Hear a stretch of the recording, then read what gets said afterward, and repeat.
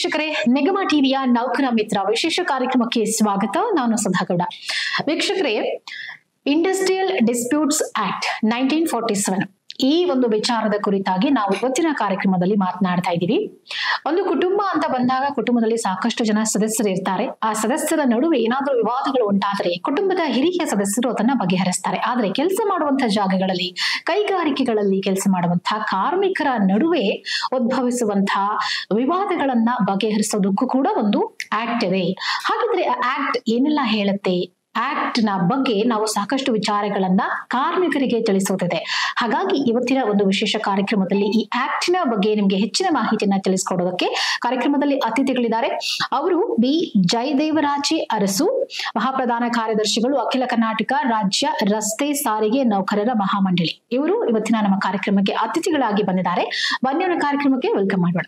Sir ನಮಸ್ತೆ, welcome to the show. Sir, ಬಹಳಷ್ಟು ಜನರಿಗೆ ಗೊತ್ತೇ ಇಲ್ಲ ಈ ಆಕ್ಟ್ ಇದೆ ಅಂತ ಹೇಳಿ. ಎಸ್ಪೆಷಲಿ ಕೈಗಾರಿಕೆಗಳಲ್ಲಿ ಕೆಲಸ ಮಾಡುವಂತ ಕಾರ್ಮಿಕರು ಈ ಆಕ್ಟ್ ನ ಬಗ್ಗೆ ತಿಳ್ಕೋಬೇಕು. ಈಗ ನಾನು ಈಗಾಗಲೇ ಹೇಳಿದಾಗೆ ನಮ್ಮ ಮನೆಗಳಲ್ಲಿ ಏನಾದ್ರು ಸಮಸ್ಯೆಗಳು ಉದ್ಭವಿಸಿದ್ರೆ ನಮ್ಮ ಕುಟುಂಬದ ಹಿರಿಯರು ಅದನ್ನ ಸಾರ್ಟ್ ಔಟ್ ಮಾಡ್ಕೊಡ್ತಾರೆ. ಆದ್ರೆ ಕೈಗಾರಿಕೆಗಳಲ್ಲಿ ಕೆಲಸ ಮಾಡುವಂತ ಕಾರ್ಮಿಕರ ನಡುವೆಯೇ ಉದ್ಭವಿಸುವಂತ ವಿವಾದಗಳನ್ನ ಹೇಗೆ ಬಗೆಹರಿಸ್ಕೊಳ್ಳೋದು ಅನ್ನುವಂತ ಒಂದಷ್ಟು ಗೊಂದಲಗಳಿರುತ್ತೆ. ಕೆಲವರಿಗೆ ಏನೋ ದಾರಿಗಳೇ ಗೊತ್ತಿರೋದಿಲ್ಲ, ಬಹಳಷ್ಟು ಕನ್ಫ್ಯೂಷನ್ ಗಳಲ್ಲಿ ಇರ್ತಾರೆ. ಅಧಿಕಾರಿಗಳ ಜೊತೆ ಕ್ಲಾಶ್ ಮಾಡ್ಕೊಂಡ್ಬಿಡ್ತಾರೆ ಅಥವಾ ಕೆಲಸನೇ ಬಿಟ್ಬಿಡುವಂತದ್ದು, ಬೇರೆ ಬೇರೆ ಸಮಸ್ಯೆಗಳನ್ನ ಫೇಸ್ ಮಾಡ್ತಿರ್ತಾರೆ. ಹಾಗಾಗಿ ನಾವು ಈ ಆಕ್ಟ್ ನ ಬಗ್ಗೆ ಒಂದಷ್ಟು ಮಾಹಿತಿಯನ್ನ ಜನರಿಗೆ ಕೊಡಬೇಕು ಅಂತ ಹೇಳಿ ನಾವು ಈ ಒಂದು ಟಾಪಿಕ್ ಅನ್ನ ಎತ್ಕೊಂಡಿದೀವಿ. ಸೊ ಮೊದಲಿಗೆ ನಮ್ಗೆ ತಿಳಿಸ್ಕೊಡಿ, ಈ ಒಂದು ಇಂಡಸ್ಟ್ರಿಯಲ್ ಡಿಸ್ಪ್ಯೂಟ್ಸ್ ಆಕ್ಟ್ ಅಂತಂದ್ರೆ ಏನು? ಈ ಆಕ್ಟ್ ನಲ್ಲಿ ಒಂದು ಅಂಶಗಳು ಯಾವ್ಯಾವ್ದು, ಯಾವಾಗ ಜಾರಿಗೆ ಬಂತು ಇದು ಅಂತ ಹೇಳಿ? ಈಗ ಮೊದಲಿಗೆ ನಮಗೆ ಹೇಳ್ಬೇಕು ಅಂದ್ರೆ, ಇವತ್ತು ನಮ್ಮ ಇಡೀ ಪ್ರಪಂಚದಲ್ಲಿ ಒಂದು ಕೈಗಾರಿಕಾ ಕ್ರಾಂತಿ ನಡೀತು 18ನೇ ಶತಮಾನದಲ್ಲಿ. ಆ ನಂತರ ಕಾರ್ಮಿಕರ ಪರವಾಗಿ ಹಲವಾರು ಕೈಗಾರಿಕಾ ಕಾಯ್ದೆಗಳು ಬಂದವು. ಹಲವಾರು ಕಾಯ್ದೆ ಇದೆ. ಮೊರಾಟನ್ ವರ್ಕರ್ಸ್ ಇರ್ಬೋದು, ಫ್ಯಾಕ್ಟರೀಸ್ ಆಕ್ಟ್ ಇರ್ಬೋದು, ವೇಸ್ ಆಕ್ಟ್ ಇದೆ, ವೇಸ್ ಆಕ್ಟ್ ಇದೆ, ಬೋನಸ್ ಆಕ್ಟ್ ಇದೆ, ಶಾಪ್ಸ್ ಎಸ್ಟಾಬ್ಲಿಷ್ಮೆಂಟ್ ಆಕ್ಟ್ ಇದೆ. ಹಲವಾರು ಕಾಯ್ದೆಗಳ ಮಧ್ಯ ಇದೊಂದು ಕೂಡ ಇಂಪಾರ್ಟೆಂಟ್ ಆಕ್ಟ್ ಇದು, ಇಂಡಸ್ಟ್ರಿಯಲ್ ಡಿಸ್ಪ್ಯೂಟ್ಸ್ ಆಕ್ಟ್ 1947 ಅಂತ ಹೇಳಿ. ಅಂದಿನ ಕೇಂದ್ರ ಸರ್ಕಾರ, ಬ್ರಿಟಿಷ್ ಸರ್ಕಾರ ಇದೆಲ್ಲ ಜಾರಿ ಆಯ್ತದು. ಆ ಕೂಡ ಸ್ವಾತಂತ್ರ್ಯ ಬಂದ ಕೂಡಲೇ ಇದು ಕೂಡ ಜಾರಿಗೆ ಬಂದಿದೆ. ಇದರ ಮೂಲ ಉದ್ದೇಶ ಏನಂದ್ರೆ, ಒಂದು ಕೈಗಾರಿಕಾ ಶಾಂತಿಯನ್ನ ತರಬೇಕು ಅಂದ್ರೆ, ಯಾವುದೋ ಒಂದು ಕೈಗಾರಿಕೆನಲ್ಲಿ ಒಂದು ಕೈಗಾರಿಕಾ ಶಾಂತಿ ಇರಬೇಕು, ಒಂದು ಕೈಗಾರಿಕಾ ಬಾಂಧವ್ಯ ಇರಬೇಕು. ಬಾಂಧವ್ಯ ಏನಂದ್ರೆ, ನೌಕರರು ಮತ್ತು ಆಡಳಿತ ವರ್ಗ ಅದ್ ಮುಂದಕ್ಕೆ ಹೋದ್ರೆ ಸರ್ಕಾರ ಕೂಡ ಅವ್ರ ಮಧ್ಯೆ ಒಂದು ಸೌಹಾರ್ದತೆ, ಒಂದು ಶಾಂತಿ ಇದ್ದಾಗ ಮಾತ್ರನೇ ಆ ಒಂದು ಸಂಸ್ಥೆ ಸುಗಮವಾಗಿ ನಡೀಲಿಕ್ಕೆ ಸಾಧ್ಯತೆ ಆಗತ್ತೆ. ಕಾರ್ಮಿಕರ ಕಲ್ಯಾಣ ಕೂಡ ಆಗುತ್ತೆ. ಆ ಒಂದು ವಿವಾದ ಸಾಮಾನ್ಯ ಎಲ್ಲ ಕೂಡ ಇದ್ದಾರೆ. ನೀವು ಹೇಳಿದಾಗೇನೆ ಮನೆಯಲ್ಲೇ ಅಣ್ಣ ತಮ್ಮ ಮಧ್ಯೆ ಇರ್ಬೋದು, ಗಂಡ ಹೆಂಡತಿ ಮಧ್ಯೆ ಇರ್ಬೋದು, ಅಕ್ಕ ತಂಗಿನ ಮಧ್ಯೆ ಇರ್ಬೋದು, ಕುಟುಂಬದ ಸದಸ್ಯರ ಮಧ್ಯೆ ಇರ್ಬೋದು. ಆ ವಿವಾದನ ಪರಿಹಾರ ಮಾಡ್ಲಿಕ್ಕೋಸ್ಕರನೇ ಒಂದು ಪ್ರೊಸೀಜರ್ ಇದು. ಹೇಗೆ ಅದನ್ನ ವಿವಾದಗಳ ಉದ್ಭವ ಆದಾಗ ಆ ವಿವಾದಗಳನ್ನ ಹೇಗೆ ಪರಿಹರಿಸಿಕೊಳ್ಳಬೇಕು ಅನ್ನೋದಕ್ಕೆ ಒಂದು ಪ್ರೊಸೀಜರ್ ನ ಈ ಇಂಡಸ್ಟ್ರಿಯಲ್ ಡಿಸ್ಪ್ಯೂಟ್ಸ್ ಆಕ್ಟ್ ಅಲ್ಲಿ ಅದನ್ನ ಅವಕಾಶ ಮಾಡ್ಕೊಟ್ಟಿದ್ದಾರೆ. ಸಾಮಾನ್ಯವಾಗಿ ಮೂಲ ಉದ್ದೇಶ ಅಂದ್ರೆ ಕೈಗಾರಿಕಾ ಶಾಂತಿಯನ್ನ ತರಬೇಕು ಅನ್ನೋದು ಮೂಲ ಉದ್ದೇಶ. ಈಗ ಸಾಮಾನ್ಯವಾಗಿ ಕಾರ್ಮಿಕರ ನಡುವೆ ಅಥವಾ ಕಾರ್ಮಿಕರು ಮತ್ತು ಆಡಳಿತ ಮಂಡಳಿಯ ನಡುವೆ ಉದ್ಭವಿಸುವಂತಹ ವಿವಾದಗಳು ಏನೇನು? ಯಾವ ತರದ ವಿವಾದಗಳು? ಸಾಮಾನ್ಯವಾಗಿ ವಿವಾದಗಳು ಎಲ್ಲಿ ಬರುತ್ತೆ ಅಂದ್ರೆ, ವೇತನದ ಬಗ್ಗೆ ಬರುತ್ತೆ. ಆಮೇಲೆ ಅಲ್ಲಿ ಕಾರ್ಯ ಏನ್ ನಡೀತದೆ, ಕಾರ್ಯ ಏನ್ ಸ್ಥಳ ಇದೆ, ಕಾರ್ಯ ಸ್ಥಳದಲ್ಲಿ ಅನೇಕ ವಿಷಯಗಳು ಅಲ್ಲಿ ಉದ್ಭವ ಆಗುತ್ತೆ. ಏನ್ ರಜೆ ಕೊಡೋದ್ರ ಬಗ್ಗೆ ಆಗಿರ್ಬೋದು, ಅಲ್ಲಿ ಸೌಲಭ್ಯಗಳನ್ನ ವಿಸ್ತರಣೆ ಮಾಡೋದ್ರ ಬಗ್ಗೆ ಆಗಿರ್ಬೋದು, ಮೂಲಭೂತ ಸೌಕರ್ಯಗಳನ್ನ ಕೊಡದಿರೋ ಬಗ್ಗೆ ಅಲ್ಲಿ ಸಮಸ್ಯೆಗಳು ಉದ್ಭವ ಆಗುತ್ತೆ. ಕೆಲವು ಸಲ ಕೆಲವು ಅವರ ಕಾರ್ಯ ಚಟುವಟಿಕೆಯಲ್ಲಿ ಯಾವ್ದೋ ಒಂದು ಲೋಪ ಬಂದಾಗ, ಯಾವ್ದೋ ಒಂದು ಆಡಳಿತ ವರ್ಗ ಅಥವಾ ಸರ್ಕಾರ ಅವ್ರ ವಿರುದ್ಧವಾಗಿ ಯಾವ್ದೋ ಒಂದು ಶಿಸ್ತು ಕ್ರಮ ತೆಗೆದುಕೊಳ್ತಾರೆ. ಆ ಶಿಸ್ತು ಕ್ರಮ ಸರಿಯಾಗಿ ಇಲ್ದಿದ್ದ ಪಕ್ಷದಲ್ಲಿ ಅದನ್ನು ಪ್ರಶ್ನೆ ಮಾಡುವಂತಹ ಹಕ್ಕು ಈ ಕಾಯ್ದೆ ಅಡಿಯಲ್ಲಿ ಪ್ರತಿ ನೌಕರನಿಗೂ ಇರುತ್ತೆ. ಅದನ್ನ ಆ ವಿವಾದ ಸರಿ ಇಲ್ಲ ಅಂತ ಏನ್ ಮಾಡ್ತಾನೆ, ಆ ವಿವಾದವನ್ನ ನಡೆಸಲಿಕ್ಕೆ ಅಥವಾ ವಿವಾದವನ್ನ ಎತ್ತಲಿಕ್ಕೆ ಅದು ಅವಕಾಶವನ್ನ ಈ ಇಂಡಸ್ಟ್ರಿಯಲ್ ಡಿಸ್ಪ್ಯೂಟ್ಸ್ ಆಕ್ಟ್ ಅಲ್ಲಿ ಮಾಡ್ಕೊಟ್ಟಿದೆ. ಅಲ್ಲಿ ವೇರಿಯಸ್ ಸ್ಟೆಪ್ಸ್ ಇದೆ, ಎಲ್ಲ ಹೈರಾರ್ಕಿ ಇದೆ, ಸುಮಾರು ಇದೆ. ಸೆಟ್ಲ್ ಮಾಡೋಕ್ಕೋಸ್ಕರನೇ ಮೂಲಭೂತವಾಗಿ ಒಂದು ವರ್ಕ್ಸ್ ಕಮಿಟಿ ಫಸ್ಟ್ ಇದೆ. ವರ್ಕ್ಸ್ ಕಮಿಟಿಯಿಂದ ಏನಂದ್ರೆ, ಒಂದು ವರ್ಕ್ಸ್ ಕಮಿಟಿಯಿಂದ ಕಾರ್ಮಿಕರ ಮತ್ತು ಆಡಳಿತ ವರ್ಗದ ನಡುವೆ ಒಂದು ಕೊಂಡಿ, ಅದು ಕೊಂಡಿದ್ದಾಗ ವರ್ಕ್ಸ್ ಕಮಿಟಿಯಿಂದ ಅಲ್ಲಿ ವರ್ಕ್ಸ್ ಕಮಿಟಿ ಮಾಡೋದು ಏನಾಗ್ತದೆ, ಕಮಿಟಿ ಅಂದ್ರದು ಯಾವ್ದೊಂದು ಸಣ್ಣ ಸ್ಥಳ ಅನ್ಕೊಳ್ಳಿ. ನಮ್ KSRTC ತಗೊಳ್ಳಿ, ಒಂದು ಡಿಪೋದಲ್ಲಿ ಒಬ್ಬ ಡಿಪೋ ಅಧಿಕಾರಿ ಇರ್ತಾನೆ, ಅಲ್ಲೊಂದು 100 ಜನ ಕಾರ್ಮಿಕರು ಇರ್ತಾರೆ. ಅಲ್ಲಿ ಏನಾಗ್ತದೆ, ಒಂದು ಕಮಿಟಿ ಮಾಡೋದು ಏನಾಗ್ತದೆ ಅಂದ್ರೆ, ಆ ಕಮಿಟಿನಲ್ಲಿ ಕಾರ್ಮಿಕರ ಪರವಾಗಿ ಒಬ್ಬ ಆಯ್ಕೆ ಆಗ್ತಾನೆ, ಚುನಾವಣೆ ಮೂಲಕ ಆಗ್ತಾನೆ. ಲೀಡರ್ ಇಲ್ಲಲ್ಲ, ಈ ಲೀಡರ್ ಸಂಘಕ್ಕೂ ಅದಕ್ಕೂ ಸಂಬಂಧ ಇಲ್ಲ. ಕಾರ್ಮಿಕರು ಅವ್ರನ್ನ ರೆಪ್ರೆಸೆಂಟ್ ಮಾಡೋದಕ್ಕೋಸ್ಕರ ಒಬ್ಬರನ್ನ ಯಾರೋ ಒಬ್ಬರನ್ನ ಅವ್ರ ನಡುವೆ ಕಾರ್ಮಿಕರನ್ನ ಒಬ್ಬರನ್ನ ಆಯ್ಕೆ ಮಾಡ್ಕೊಳ್ತಾರೆ. ಅಂದ್ರೆ ತಮ್ಮ ರೆಪ್ರೆಸೆಂಟ್ ಮಾಡೋದಕ್ಕೆ. ಯಾರು ಆಯ್ಕೆ ಮಾಡ್ತಾರೆ ಅವರು? ಕಾರ್ಮಿಕರೇ ಆಯ್ಕೆ ಮಾಡ್ಕೊಳ್ತಾರೆ. ಅದು ವರ್ಕ್ಸ್ ಕಮಿಟಿ ಅಲ್ಲಿಗೆ ಅಂತ ಅಲ್ಲಿ ಹೆಡ್ ಯಾರು ಇರ್ತಾರೆ ಅವ್ರು ಇಲ್ಲಿ ಬಿದ್ದು ಚೇರ್ಮನ್ ಇರ್ತಾರೆ. ಅವ್ರ ಕೆಲವು ಅಧಿಕಾರಿಗಳು ಇರ್ತಾರೆ, ಯಾರೊಬ್ರು ATS ಇರ್ಬೋದು, AT ಇರ್ಬೋದು, ಇನ್ನ ಸೂಪರ್ ಇರ್ತಾರೆ. ಅದೇ ರೀತಿ ಇಲ್ಲಿ ವರ್ಕ್ಸ್ ಕಮಿಟಿಲಿ ಒಬ್ರು ಯಾರೊಬ್ಬ ನಾಯಕ ಇರ್ತಾನೆ. ಅವರು ಒಂದು ಕಮಿಟಿ ಮಾಡೋಣ. ಆ ಕಮಿಟಿ ಏನಂತಂದ್ರೆ ಪ್ರೊಡಕ್ಷನ್ ಕಮ್ ಗ್ರೀವೆನ್ಸ್ ಕಮಿಟಿ ಅಂತ ಹೇಳಿ ಅದು ಕೂಡ ಮಾಡಿದ್ದಾರೆ. ದಿನಗಂಟೆ ಬಂದಾಗ ಅದೊಂದು 20.4 ಅದೊಂದು ಕೂಡ ಒಂದು ಪ್ರೋಗ್ರಾಮ್ ಅದು ಪ್ರೊಡಕ್ಷನ್ ಕಮ್ ಗ್ರೀವೆನ್ಸ್ ಕಮಿಟಿ ಇದೆ. ಬಟ್ ಈಗ ಅವು ಜಾರಿಲಿಲ್ಲ, ನಮ್ಮ ಸಾರಿಗೆ ಸಂಸ್ಥೆಗಳು ಇಲ್ಲ. ನಾವು ಮುಂಚೆ ಆದಾಗ ವರ್ಕ್ಸ್ ಕಮಿಟಿಗೆ ಎಲೆಕ್ಷನ್ಸ್ ಆಗ್ತಾ ಇತ್ತು, ಪ್ರೊಡಕ್ಷನ್ ಗ್ರೀವೆನ್ಸ್ ಕಮಿಟಿಗೆ ಎಲೆಕ್ಷನ್ಸ್ ಆಗ್ತಾ ಇತ್ತು. ಕಾರ್ಮಿಕರೇ ನಿಂತ್ಕೊಳ್ತಾ ಇದ್ರು, ಏನಲ್ಲಿ ಸಂಘಟನೆ ಮೂಲಕ ನಿಂತ್ಕೊಳ್ತಾರೆ. ಬಟ್ ಸಂಘಟನೆ ನಿಂತ್ಕೊಳ್ತಾ ಇರಲಿಲ್ಲ, ಕಾರ್ಮಿಕರು ನಿಂತ್ಕೊಳ್ತಾ ಇದ್ರು. ಅವರನ್ನ ಚುನಾವಣೆ ಮೂಲಕ ವರ್ಕ್ಸ್ ಕಮಿಟಿ ಮೆಂಬರ್ ಅಂತ ಆಯ್ಕೆ ಮಾಡ್ತಾ ಇದ್ರು. ಅವರು ಕಾರ್ಮಿಕರ ಪ್ರತಿಯೊಬ್ಬರ ಗ್ರೀವೆನ್ಸ್ ಗಳನ್ನ ಅವ್ರು ರೆಪ್ರೆಸೆಂಟ್ ಮಾಡ್ತಾ ಇದ್ರು. ಡಿಪೋ ಲೆವೆಲ್ ಇರ್ಬೋದು ಅಥವಾ ಡಿವಿಷನ್ ಕಂಟ್ರೋಲ್ ಮೇಲೆ ಇರ್ಬೋದು. ಅದಕ್ಕಿಂತ ಹೆಚ್ಚಿಗೆ ಆದ ಯೂನಿಯನ್ ಮೂಲಕ MD ಲೆವೆಲ್ ಮಾಡ್ತಾ ಇದ್ರು. ಆ ವರ್ಕ್ಸ್ ಕಮಿಟಿ ಕಾನ್ಸೆಪ್ಟ್ ಇದೆಯಲ್ಲ, ಅದು ಹೋಗಿ ಬಹಳ ವರ್ಷಗಳ ದಶಕಗಳಿಗೆ ಹೋಗ್ಬಿಟ್ಟಿದೆ. ಇವತ್ತು ಕೈಗಾರಿಕಾ ಅಶಾಂತಿ ಮೂಡೋದಕ್ಕೆ ದಟ್ ಒಂದು ಮೇಜರ್ ರೀಸನ್. ಈಗ ನೀವು ಹೇಳಿದ್ರಿ ಒಂದು ವರ್ಕ್ಸ್ ಕಮಿಟಿ ಇತ್ತು, ಅದ್ರ ಮೂಲಕ ಎಲ್ಲಾ ಸಮಸ್ಯೆಗಳನ್ನ ಅವರು ಬಗೆಹರಿಸ್ಕೊಳ್ತಿದ್ರು ಅಂತ ಹೇಳಿ. ಬಟ್ ಈಗ ಅಟ್ ಪ್ರೆಸೆಂಟ್ ಕೈಗಾರಿಕೆಗಳಲ್ಲಿ ಯಾವ ರೀತಿಯಾಗಿದೆ, ವ್ಯವಸ್ಥೆ ಹೇಗಿದೆ? ಒಬ್ಬ ಕಾರ್ಮಿಕನಿಗೆ ಏನೋ ಒಂದು ಸಮಸ್ಯೆ ಆಯ್ತು ಅಥವಾ ಕಾರ್ಮಿಕರ ನಡುವೆ ಜಗಳ ಆಯ್ತು, ಆ ಜಗಳವನ್ನ ಯಾರ ಮೂಲಕ ಬಗೆಹರಿಸ್ಕೊಳ್ತಾರೆ? ನೇರವಾಗಿ ಕಂಪ್ಲೇಂಟ್ ಹೋಗುತ್ತಾ ಅಥವಾ ಮಧ್ಯದಲ್ಲಿ ಯಾರಾದ್ರೂ ಬಗೆಹರಿಸೋಕೆ? ನೇರವಾಗಿ IR ಅಂತ ಕರಿತೀವಿ, ಇಂಡಸ್ಟ್ರಿಯಲ್ ಎಲೆಕ್ಷನ್ಸ್ ಕರಿತೀವಿ. ಈ ಸಂಘಟನೆಗಳು, ಕಾರ್ಮಿಕ ಸಂಘಟನೆ ಟ್ರೇಡ್ ಯೂನಿಯನ್ಸ್ ಆಕ್ಟ್ 1926 1926 ಜಾರಿಗೆ ಬಂದ ಪ್ರಯರ್ ಟು ಇಂಡಿಪೆಂಡೆನ್ಸ್. ಆ ಕಾಯ್ದೆ ಯಾತಿಗೆ ಬಂತು ಅಂದ್ರೆ, ಯಾವಾಗ ಕಾರ್ಮಿಕರು ಮತ್ತು ಆಳ್ತ ವರ್ಗ ಅಥವಾ ಅವರ ಮಾಲೀಕ ಅನ್ಕೊಳ್ಳಿ, ಅವ್ರ ನಡುವೆ ಯಾವುದೇ ಒಂದು ಸಂಘರ್ಷ ಅಥವಾ ಏನು ಇಲ್ದಕ್ಕೆ ಮಾಡ್ತಾರೆ to represent the workers. Trade unions ಬಂದದು. ಕಾರ್ಮಿಕರು ಎಲ್ಲಾದ್ರೂ ಟ್ರೇಡ್ ಯೂನಿಯನ್ಸ್ ಮೂಲಕನೇ ಅದನ್ನ ಬಗೆಹರಿಸ್ಕೊಳ್ತಾ ಇದ್ರು. ನೇರ ಸಂಪರ್ಕ ಮಾಡಬಾರಂತಲ್ಲ, ಇವನ್ ಬೇಕಾದ್ರೆ ಕಾರ್ಮಿಕರು ನೇರವಾಗಿ ಸಂಪರ್ಕ ಮಾಡೋದಕ್ಕೂ ಕಾನೂನು ಅವಕಾಶ ಇದೆ, ಸಂವಿಧಾನದಲ್ಲೇ ಇದೆ. ಇವತ್ತು ಸಂವಿಧಾನದಲ್ಲೂ ಕೂಡ ಇವತ್ತು ಕಾರ್ಮಿಕ ಸಾಮಾನ್ಯ ಪ್ರಜೆ ಬೇಕಾದ್ರೆ ನೇರವಾಗಿ ಕೋರ್ಟ್ಗೆ ಹೋಗ್ಬೋದು, ನೇರವಾಗಿ ಸುಪ್ರೀಂ ಕೋರ್ಟ್ ರೆಪ್ರೆಸೆಂಟ್ ಮಾಡುವಂತ ಹಕ್ಕು ಸಂವಿಧಾನ ಕೊಟ್ಬಿಟ್ಟಿದೆ. ಇಲ್ಲೂ ಕೂಡ ಆಗ ಏನಾಗ್ತದೆ ಅಂದ್ರೆ, ಒಂದು ಸಂಘಟನೆ ಮೂಲಕ ಹೋದಾಗ ಏನಾಗ್ತದೆ ಅಂದ್ರೆ ಒಂದು ಸಾಮೂಹಿಕ ಶಕ್ತಿ ಬರ್ತದೆ ಅವನಿಗೆ. ಹೇಳಿ ಒಂದು ಅವನಿಗೆ ಅಂದ್ರೆ ಯಾವ್ದೋ ಒಂದು ಅವನ ವಿರುದ್ಧವಾಗಿ ಯಾವ್ದೇ ರೀತಿ ಇನ್ನಿತರ ಕಿರುಕುಳ ಕೊಡೋದಕ್ಕೆ ಮ್ಯಾನೇಜ್ಮೆಂಟ್ ಆಗೋದಿಲ್ಲ. ಯಾಕಂದ್ರೆ ಒಂದು ಸಂಘಟನೆ ಅದೊಂದು ಶಕ್ತಿ ಇರುತ್ತೆ. ಅಂದ್ರೆ ವಿ ರೆಪ್ರೆಸೆಂಟ್ ಓಲ್ ವರ್ಕರ್ಸ್ ಸಿಸ್ಟಮ್ ಏನ್ ಮಾಡ್ತೀವಿ, ಆಗ ಅವನು ಬಲಿಪಶು ಆಗೋದಕ್ಕೆ ಚಾನ್ಸಸ್ ಬಹಳ ಕಮ್ಮಿ. ಹೇಳಿ ಇಂಡಿವಿಜುವಲ್ ಆಗಿ ಹೋಗೋದಕ್ಕೂ ಸಾಮೂಹಿಕವಾಗಿ ಒಂದು ಸಂಘಟನೆ ಮೂಲಕ ಹೋಗೋದಕ್ಕೂ ಬಹಳಷ್ಟು ವ್ಯತ್ಯಾಸಗಳಿದೆ. ಅವಾಗ ಸಂಘಟನೆ ಮೂಲಕ ನಾವು ಪರಿಹಾರ ಮಾಡ್ಕೊಳ್ತಿದ್ವಿ. ವರ್ಕ್ಸ್ ಕಮಿಟಿಯಿಂದ ವರ್ಕ್ಸ್ ಕಮಿಟಿ ಮೂಲಕ ಮಾಡ್ಕೊಳ್ತಾರೆ. ಪ್ರೆಸೆಂಟ್ ಯಾವ ರೀತಿಯಾಗಿದೆ? ಪ್ರೆಸೆಂಟ್ ಇವಾಗ ವರ್ಕ್ಸ್ ಕಮಿಟಿ ಅಂತ ಇಲ್ಲ, ಎಲ್ಲ ಎಲೆಕ್ಷನ್ಸ್ ಮಾಡ್ತಾ ಇಲ್ಲ. ಈಗ ಅದನ್ನೇ ಮಾಡೋದಕ್ಕೆ ನಮ್ಮಲ್ಲಿ ಇಡೀ ದೇಶದಲ್ಲಿ ಟ್ರೇಡ್ ಯೂನಿಯನ್ಸ್ ಗೆ ರೆಕಗ್ನೈಸ್ ಮಾಡೋದಕ್ಕೆ ಯಾವುದೇ ಕಾನೂನು ಇಲ್ಲ. ಆದ್ರೂ ಕೂಡ ನಾವು 1988 ಚುನಾವಣೆನ ಇಲ್ಲಿ ನಮ್ಮ ಸಾರಿಗೆ ಸಂಸ್ಥೆಯಲ್ಲಿ ಮಾಡಿದ್ರು. 88 ಮಾಡಿದ್ರು, 92 ಮಾಡಿದ್ರು. ಒಂದು ಸಂಘಟನೆ ಮುಂಚೆ ಇದ್ದ ನಮ್ಮ ಸಂಘಟನೆ 58ರಿಂದ 88 ನಾವು ರೆಕಗ್ನೈಸ್ ಯೂನಿಯನ್ ಆಗಿದ್ವಿ. 10 ಕೈರೋಗ ಮಾಡ್ಕೊಂಡ್ ಬಂದಿದ್ವಿ. 88 ಆದ್ಮೇಲೆ ನಾವು ಸೋತಿ ಮತ್ತೊಂದು ಸಂಘಟನೆ ಬಂತು. 97 ಅದೇ ಸಂಘಟನೆ ಮತ್ತೆ ಬಂತು. 92 ನಂತರ ಇಲ್ಲಿವರೆಗೆ ಯಾವುದೇ ಚುನಾವಣೆ ನಡೆದಿಲ್ಲ. ಕಾರ್ಮಿಕ ಸಮಸ್ಯೆ ನಾವು ಈಗನೇ ಕಾರ್ಮಿಕ ಸಂಘಟನೆ ಪರವಾಗಿ ಡಿಮಾಂಡ್ಸ್ ಆಗ್ತೀವಿ, ಮತ್ತೆ ಮಾತುಕತೆ ಮಾಡ್ತೀವಿ. ಮಾತುಕತೆ ಮಾಡಿದವರು ಏನಾಗ್ತದೆ, ಈ ಮಾತುಕತೆ ಇಂಡಸ್ಟ್ರಿ ಐರ್ ಅಂತ ಹೇಳ್ದಲ್ಲ, ಇಂಡಸ್ಟ್ರಿಯಲ್ ರಿಲೇಷನ್ಸ್ ಕೊರತೆ ಇಂದನೇ ಇವತ್ತೆಲ್ಲ ಕಾರ್ಮಿಕರು ಇವತ್ತು ಅಶಾಂತಿಗೆ ಒಳಪಡ್ತಾ ಇರೋದು. ಮತ್ತೆ ಒಂದು ಬಾಂಧವ್ಯ ಏನಿದೆ, ಬಾಂಧವ್ಯ ಕಂటే ಕೊಳ್ಚೋಗಿಲ್ಲ. ಈಗಿನ ಸಿಚುಯೇಷನ್ ಇಂಡಸ್ಟ್ರಿಯಲ್ ಡಿಸ್ಪ್ಯೂಟ್ಸ್ ಆಕ್ಟ್ಸ್ ಹೇಗೆ ಅಪ್ಲೈ ಆಗ್ತಾ ಇದೆ, ಇದನ್ನ ಹೇಗೆ ಬಳಸ್ಕೊಳ್ತೀವಿ? ಈಗಲೂ ಅಪ್ಲೈ ಆಗುತ್ತೆ. ನಾ ಹೇಳೋದು ನಿಮ್ಮ ಕೈಗಾರಿಕಾ ಒಪ್ಪಂದ ಅಂದ್ರೆ ಪ್ರಮುಖವಾಗಿ ಇವತ್ತು ವೇತನ ಪರಿಷ್ಕರಣೆ ಸಮಸ್ಯೆ ಇದೆ ನಮ್ಮಲ್ಲಿ. ಈಗ ಇದೆ ಮೊದಲಿನ 58ರಿಂದ ನಮ್ದು ಎಲ್ಲಾ ವೇತನ ಒಪ್ಪಂದಗಳು industrial disputes act section 2P red with section 18(1) ಅಂದ್ರೆ ಬೈಲ್ಯಾಟ್ರಲ್, ಅಂದ್ರೆ ದ್ವಿಮುಖ ಸಂಬಂಧ ಮೂಲಕನೇ ಅದು ಆಗ್ತಾ ಇರ್ತದೆ. ಏನಂದ್ರೆ ನಾವೇ ಕಾರ್ಮಿಕ ಸಂಘಟನೆ ಮಹಾಮಂಡಳಿ ಇತ್ತು, ಅವಾಗ 2 ಮಹಾಮಂಡಳಿ ಇತ್ತು, ಆಮೇಲೆ ಒಂದು ಮಹಾಮಂಡಳಿ ಬಂತು.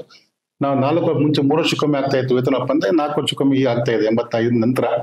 ಅವಾಗ 4 ವರ್ಷ ಆದ್ಕೊಳ್ಳಿ ನಾವು ಬೇಡಿಕೆ ಇಡ್ತಾ ಇದ್ವಿ ಅವ್ರಿಗೆ. ಬೇಡಿಕೆ ಇಟ್ಟಾಗ ಏನಾಗ್ತದೆ ಅಂದ್ರೆ ಅವರೊಂದು ಮ್ಯಾನೇಜ್ಮೆಂಟ್ MDನೇ, ಅವಾಗ GM ಇದ್ರು MD ಇದಾರೆ, ಅವರೊಂದು ಸಂಧಾನ ಸಮಿತಿಯಿಂದ ಏರ್ಪಾಡು ಮಾಡ್ತಾ ಇದ್ರು ಅವ್ರು. ಸಂಧಾನ ಸಮಿತಿ ಅಂದ್ರೆ ಏನು, ಅವ್ರು MDನೇ ಚೇರ್ಮನ್ ಆಗಿರ್ತಿದ್ದಕ್ಕೆ. ಅದಕ್ಕೆ ಕಾರ್ಮಿಕ ಸಂಘಟನೆಯಿಂದ ಒಂದ್ 4 ಜನ ಇರೋರು, ಅಧಿಕಾರಿಗಳು 4 ಜನ ಇರೋರು. ಆ ಸಮಿತಿ ನಾವೇನು ವೇತನ ವಿಮರ್ಶೆ ಅಥವಾ ಯಾವ್ದೇ ಬೇಡಿಕೆ ಇರ್ಬೋದು, ಹಲವಾರು ಬೇಡಿಕೆ ಇರ್ತಾ ಇದ್ವಿ. ಆ ಬೇಡಿಕೆಗಳ ಬಗ್ಗೆ ಅವರು ಚರ್ಚೆ ಮಾಡಿ ಒಂದು ಒಪ್ಪಂದಕ್ಕೆ ಬರ್ತಾ ಇದ್ರು. ಇಷ್ಟು ಕೊಡ್ಬೇಕು, ಈ ವಿಷಯಗಳು ಕೊಡ್ಬೇಕಾಗತ್ತೆ ಅಂತೇಳಿ. ಆ ಒಪ್ಪಂದದ ಬಂದಾಗ ಏನಾಗ್ತದೆ ಅಂದ್ರೆ, ಒಪ್ಪಂದವನ್ನ ಸರ್ಕಾರಕ್ಕೂ ಕೂಡ ಅಧಿಕಾರ ಇದೆ. RTC ಆಕ್ಟ್ ಅಲ್ಲಿ ಇದು ಸಂಸ್ಥೆ ರೂಪುಗೊಂಡಿರೋದು RTC ಆಕ್ಟ್ ಅಲ್ಲಿ. RTC ಆಕ್ಟ್ ಅಲ್ಲೂ ಕೂಡ ಕೆಲವು ಸರ್ಕಾರದ ಜವಾಬ್ದಾರಿ ಕೂಡ ಇದೆ. ಅದೇನು ಒಪ್ಪಂದ ಅವರು ಏನಾಗ್ಲಿ ಒಪ್ಪಂದ ಮಾಡ್ಕೊಳ್ತೀವಿ ಅದಕ್ಕೊಂದು ಅಪ್ರೂವಲ್ ಕೊಡ್ಬೇಕು ಅವರು ಸರ್ಕಾರ. ನಾವೇನಿಲ್ಲಿ ನಾವು ಕಾರ್ಮಿಕ ಸಂಘಟನೆ ಆಡಳಿತ ವರ್ಗ ಏನ್ ಒಪ್ಪಂದ ಮಾಡ್ಕೊಳ್ತಾ ಇದ್ವಿ ಅದನ್ನ ಇವರು ಸರ್ಕಾರಕ್ಕೆ ಬೋರ್ಡ್ ಅಲ್ಲಿ ಅಪ್ರೂವ್ ಆಗಿ ನಂತರ ಸರ್ಕಾರಕ್ಕೆ ಹೋಗ್ತಾ ಇತ್ತು. ಸರ್ಕಾರ ತಾತ್ವಿಕವಾಗಿ ಅದೇನು ಕೆಲವು ಬದಲಾವಣೆಯಿಂದ ಯಾವ್ದು ಮಾಡ್ತಿಲ್ಲ. ನಮ್ಗೆ ಇದುವರೆಗೆ ಯಾವ್ದು ಭೌತಿಕವಾದ ಬದಲಾವಣೆ ಮಾಡಿಲ್ಲ.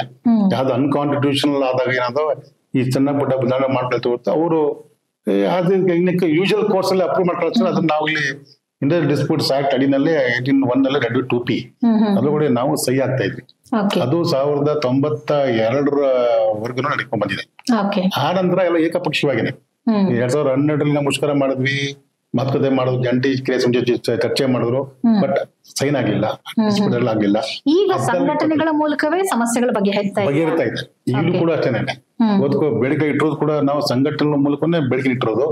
ವೇತನ ವಿಮರ್ಶೆಗಳು ಕೂಡ ಸಂಘಟನೆ ಮೂಲಕ ಆಗ್ತಾ ಇದೆ, but not under the industrial dispute. ಈಗ ಒಂದು ಕೈಗಾರಿಕೆಯಲ್ಲಿ ಒಂದಷ್ಟು ಜನ ಎಂಪ್ಲಾಯೀಸ್ ಕೆಲಸ ಮಾಡ್ತಿದ್ದಾರೆ ಅಂತಂದಾಗ ಅವ್ರ ಸಂಘಟನೆ ಹೇಗ್ ಮಾಡ್ಕೊಳ್ತಾರೆ? ಅದು ಆ ಕೈಗಾರಿಕೆ ಒಳಗಡೆ ಇರೋ ಸಂಘಟನೆ, ಹೊರಗಡೆ ಮಾಡ್ಕೊಳ್ಳುವಂತ ಸಂಘಟನೆನ, ಆ ಸಂಘಟನೆಗಳಿಗೆ ಅವ್ರ ಮೆಂಬರ್ ಆದ್ರೆ ಅವ್ರ ಕೆಲ್ಸಕ್ಕೆ ತೊಂದರೆ ಆಗಲ್ವಾ? ಹೆಂಗೆ ಸರ್ ಇದು? ತೊಂದರೆ ಆಗಲ್ಲ, ಯಾಕಂದ್ರೆ ಅವ್ರಿಗೆ ಅದು ಕಾಂಟ್ರಿಬ್ಯೂಷನ್ ರೈಟ್ಸ್. ಅದು freedom of association is guided under ಸ್ವಂತ ಸಂಘಟನೆಗಳ ಸ್ಥಾಪನೆ ಮಾಡ್ಕೊಳ್ಳೋದು. ಆರ್ಟಿಕಲ್ 19 ಒಳಗಡೆ freedom of association is guaranteed. ಅದರಿಂದ ಕಾರ್ಮಿಕ ಸಂಘಟನೆ ಮೆಂಬರ್ ಆಗೋದ್ರಿಂದ ಯಾರು ಕಾರ್ಮಿಕರಿಗೆ ತೊಂದರೆ ಕೊಡ್ಲಿಕ್ಕೆ ಆಗೋದಿಲ್ಲ, ತೊಂದರೆ ಕೊಡ್ಲಿಕ್ಕೆ ಸಾಧ್ಯತೆನೂ ಇಲ್ಲ, ಎಲ್ರಿಗೂ ಹಕ್ಕಿದೆ. ಅದನ್ನ ಈಗ ರೆಕಗ್ನೈಸ್ ಯೂನಿಯನ್ಸ್ ಆದ್ರೆ ಅದನ್ನ ಸಬ್ಸ್ಕ್ರಿಪ್ಷನ್ ಹಿಡ್ಕೊಡೋದಕ್ಕೂ ಅವಕಾಶ ಮಾಡ್ಕೊಂಡಿದ್ದೀವಿ. ಈಗ ಎಲೆಕ್ಷನ್ ಆಗಿತ್ತು, ಎಲೆಕ್ಷನ್ ಆದಾಗ ರೆಕಗ್ನೈಸ್ ಯೂನಿಯನ್ಸ್ ಇರುತ್ತೆ. ರೆಕಗ್ನೈಸ್ ಯೂನಿಯನ್ಗೂ ಕೂಡ ಅವ್ರಿಗೆ ಇವರ ಆಡಳಿತ ವರ್ಗನ ಸಂಬಳದಲ್ಲಿ ಅವ್ರಿಗೆ ಎಷ್ಟು ವಂತಿಗೆ ಇರುತ್ತೆ ವಂತಿಗೆ ಇಟ್ಕೊಡೋದಕ್ಕೂ ಕೂಡ ಅವಕಾಶ ಇದೆ. ಈಗಲೂ ಇಟ್ಕೊಡ್ತಾ ಇದಾರೆ. ಎಲೆಕ್ಷನ್ ಆಗದಿದ್ರು ಆಗ ಯಾರು ರೆಕಗ್ನೈಸ್ ಆಗಿದ್ರು 1992 ಆ ರೆಕಗ್ನೈಸ್ ಯೂನಿಯನ್ಗೆ ಈಗಲೂ ಕೂಡ ಪ್ರತಿ ತಿಂಗಳು ಆಗಿನ ಮೆಂಬರ್ಸ್ ಗಳಿಗೆ ಈಗ ಎಷ್ಟಿದೆ ಅವ್ರ ₹5 ₹10 ಮಾಡಿರ್ತಾರೆ ಒಂದಕ್ಕೆ ಅದನ್ನ ಇಟ್ಕೊಳ್ಳೋ ಪದ್ಧತಿ ಈಗಲೂ ಇದೆ. ಬಟ್ ಕಾರ್ಮಿಕ ಸಂಘಟನೆ ಮೆಂಬರ್ ಆದ ಮಾತ್ರಕ್ಕೆ ಅವರಿಗೆ ಕಿರುಕುಳ ಆಗೋದಂತ ಖಂಡಿತ ಇಲ್ಲ.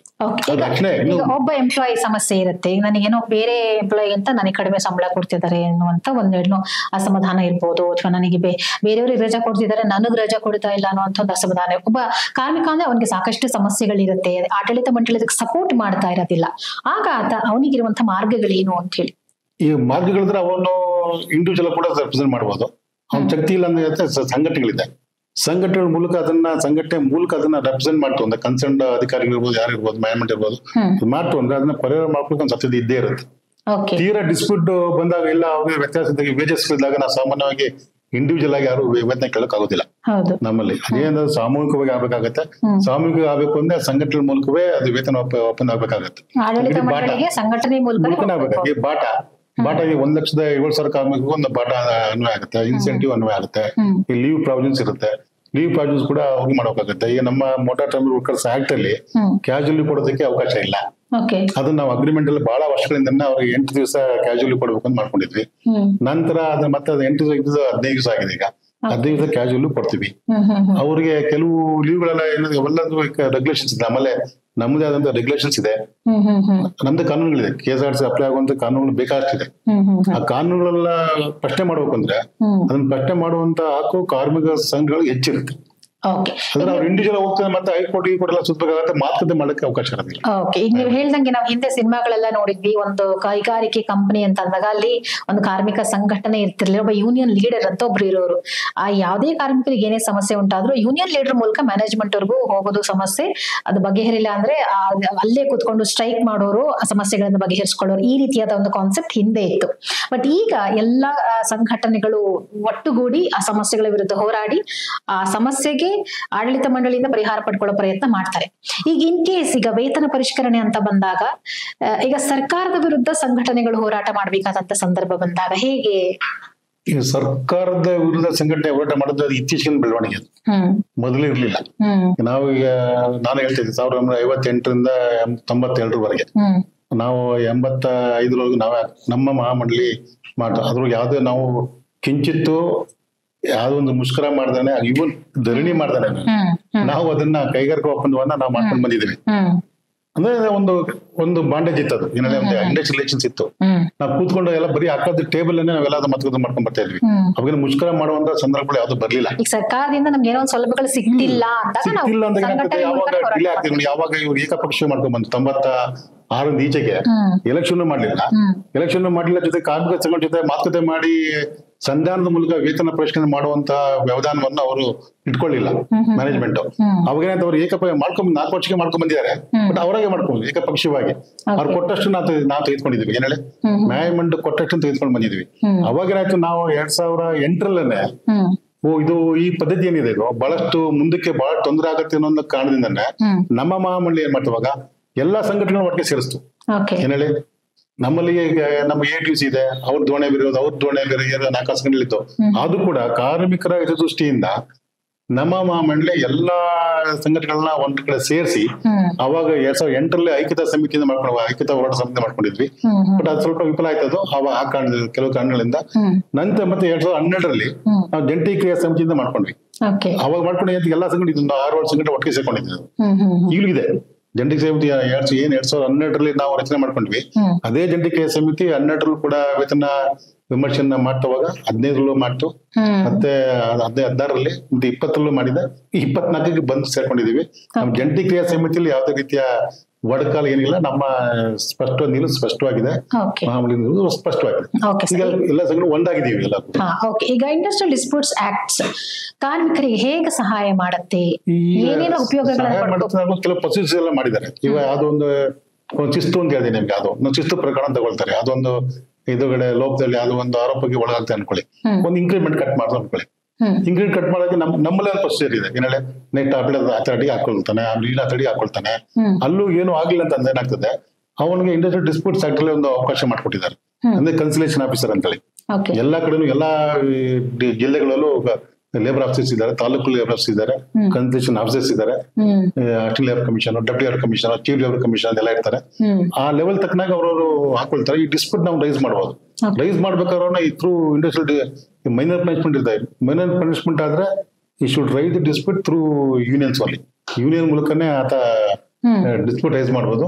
ಕನ್ಸಲೇಷನ್ ಆಫೀಸರ್ ಏನ್ ಮಾಡ್ತಾರೆ, ಸಂಧಾನಾಧಿಕಾರಿ ಅಂತೇಳಿ, ಅವ್ರಿಗೆ ಜುಡಿಷಿಯಲ್ ಪವರ್ಸ್ ಸಂಪೂರ್ಣ ಇರೋದಿಲ್ಲ. ಅವ್ರಿಗೆ ಸಂಧಾನ ಕರೀತಾರೆ. ಅದನ್ನ ಡಿಸ್ಪ್ಯೂಟ್ ರೈಸ್ ಮಾಡ್ಕೊಳ್ಳೇನೆ ಸಂಘಟನೆ ಕರೀತಾರೆ. ಆಮೇಲೆ ಇವ್ರು ಮ್ಯಾಮ್ಡ್ ಕರೀತಾರೆ, ಏನೋ ಒಪ್ಪಂದ ಮಾಡ್ಕೊಳ್ಳಿ ಅಂತಾರೆ. ಮಾಡ್ತಿದ್ದಾಗ ಅದು ಸರ್ಕಾರಕ್ಕೆ ಹೋದ, ಸರ್ಕಾರದಿಂದ ಲೇಬರ್ ಕೋರ್ಟ್ಸ್ ಇದೆ. ಡಿಸ್ಪ್ಯೂಟ್ಸ್ ಆಕ್ಟ್ ಅಲ್ಲೇ ಲೇಬರ್ ಕೋರ್ಟ್ ಕೂಡ ಅದಕ್ಕೆ ರಚನೆ ಮಾಡೋದಕ್ಕೆ ಅವಕಾಶ ಮಾಡ್ಕೊಂಡಿದ್ದಾರೆ. ಲೇಬರ್ ಕೋರ್ಟ್ ಅಂಡ್ ಟ್ರಿಬ್ಯುನಲ್ಸ್ ಎರಡೂ ಇದೆ. ಕೆಲವು ವಿಷಯಗಳು ಲೇಬರ್ ಕೋರ್ಟ್ ಹೋಗುತ್ತೆ, ಕೆಲವು ವಿಷಯಗಳು ಲೇಬರ್ ಟ್ರಿಬ್ಯುನಲ್ಸ್ ಹೋಗುತ್ತೆ. ಹೋದಾಗ ಏನಾಗುತ್ತೆ ಅಂದ್ರೆ ಅವಾಗ labour court as judicial powers, judicial powers ಇದೆ ಅವ್ರಿಗೆ. ಅವ್ರು ಆರ್ಡರ್ಸ್ ಮಾಡ್ತಾರೆ, ಇದು ಮಾಡೋದು ತಪ್ಪು ಸರಿ ಎರಡನ್ನೂ ಕೂಡ ಅವ್ರು ಆರ್ಡರ್ಸ್ ಮಾಡ್ತಾರೆ, ಇಲ್ಲ ಮಾಡಿಫೈ ಮಾಡ್ತಾರೆ. ಆದೇಶಗಳನ್ನ ಮಾಡಿಫೈ ಮಾಡೋ ಕೂಡ ಅಧಿಕಾರ ಇದೆ. ಅದನ್ನ ಅವ್ರಿಗೆ ಇದು ಸರ್ಕಾರಿ ನೌಕರಿಗೆ ಅದಿಲ್ಲ. ಅದು that provision is not there.